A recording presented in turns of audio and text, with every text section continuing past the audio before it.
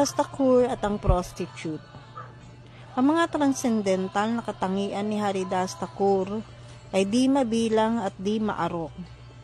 Maaring maipahayag ang ilan sa mga ito, ngunit imposible ang mabilang lahat. Si Haridas Thakur ay ang pinagsamang inkarnasyon ni na Lord Brahma, Prahlad Maharaj at Mahatapa. Siya ay isang malapit na kasama ni Sri Chaitanya Mahaprabhu at kinikilalang namacharya ng Brahma Madhava Gaudiya Sampradaya. Si Srila Haridas Thakur ay sinilang sa nayon ng Buron na matatagpuan ngayon sa Bangladesh. Siya ay pinanganak sa isang pamilyang Muslim. Matapos niyang maipahamahagi ang nektar ng banal na pangalan sa lupang iyon, lumipat si Haridas Thakur sa Pulia, isang lugar na nasa tabi ng Ganges. Araw-araw, si Srila Haridas Thakur ay nagdarasal ng 300,000 banal na pangalan ni Lord Krishna sa harap ni Tulasi Devi nang walang palya. Lagi siyang nakalubog sa pagbibigkas ng banal na pangalan at para sa kanyang pangangailangang pisikal, humihingi siya ng pagkain sa bahay ng isang Brahmana. Napakalaki ng kanyang impluwensyang espiritual, kaya't sinasamba siya ng lahat ng taong nakapaligid. Ganito kalalim ang pagmamahal at pagsamba ni Srila Haridas Thakur sa banal na pangalan ng Panginoon. Di nagtagal, kumalit ang kanyang katanyagan at napag-usapan siya ng lahat bilang isang dakilang santo. Isang may-ari ng lupa na nagngangalang Ramachandra Khan, ang samindar ng distrito. Siya ay mainggitin sa mga Vaishnava at isang malaking ateista. Hindi niya matanggap na ganoong kalaking respetong ang binibigay kay Haridas Thakur, kaya't gumawa siya ng iba't ibang plano upang sirain ang dangal nito. Dahil hindi niya matagpuan ang anumang pagkakamali kay Haridas, gumawa siya ng masamang plano kasama ang mga lokal na prostitute. Inutusan niyang tuksuhin si Haridas at ilihis ito mula sa kanya mga panata ng austeridad. Sa mga prostitute na iyon, pinili nila ang isang babae na nagngangalang Hirabai. Siya ay napakaganda at tiwala sa sarili.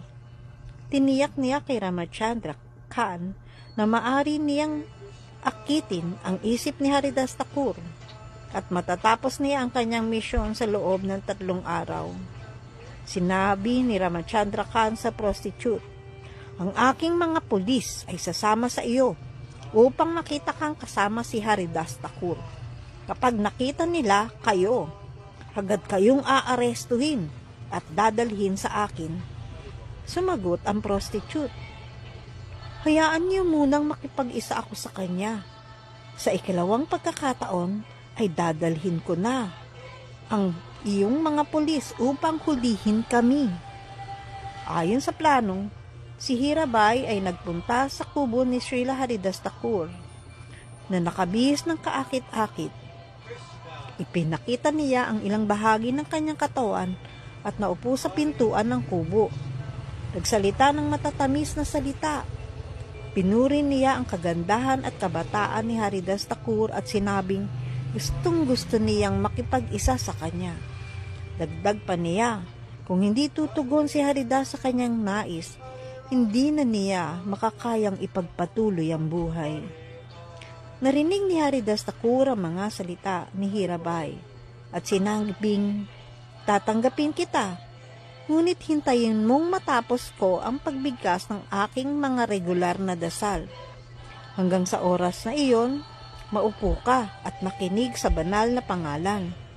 Buong gabi siyang nagdasal at hindi tumitigil hanggat sumikat ang araw. Umalis si Hirabai ng bigo at iniulat ang nangyari kay Ramachandra Khan. Kinabukasan, bumalik si Hirabai sa kubo at muling sinabi niyang tiyak niyang matutokso si Haridas. Ngunit muli, sinabi ni Haridas na maghintay siya habang nagdarasal. Sa ikatlong gabi, mas maaga siyang dumating. Ngunit habang nananatili siya sa piling ni Haridas Thakur, nagbago ang kanyang kalooban. Sa huli, isinuko niya ang sarili sa paanan ni Haridas Thakur, humingi ng tawad at inamin ang plano ni Ramachandra Khan. Tinanggap ni Haridas Thakur ang paghingi niya ng tawad at ginawa siyang disipulo. Sinabi ni Haridas Thakur kay Hirabai na ipamahagi ang kanyang mga arian sa mga Brahmana at bumalik upang mamuhay sa Krishna consciousness. Sinunod ni Hirabai ang lahat ng tagubilin. Nag-ahit siya ng ulo, nagsuot ng isang simpleng damit, at nagdasal ng Hare Krishna Mahamantra 300,000 beses araw-araw. Dahil sa kanyang bagong buhay, naging isang kilalang deboto si Hirabai at dinadalaw ng mga maraming Vaishnava. Ang tagpong ito ay patunay na ng kapangyarihan ng isang dalisay na deboto ng Panginoon. Si Srila Haridas Thakur ay isang huwaran ng habag dahil ipinapangaral niya ang banal na pangalan sa lahat, gumagalaw man o hindi, at pinalaya sila sa tanikala ng makamundong buhay. Si Chaitanya Mahaprabhu ay labis na nalulugod sa pagbibigay-pugay sa kanyang mga deboto, at si Haridas Thakur ang pinakatampok sa kanila. Haribol! Sundan pa natin ang mga susunod na mga pangyayari sa buhay ni Haridas Thakur.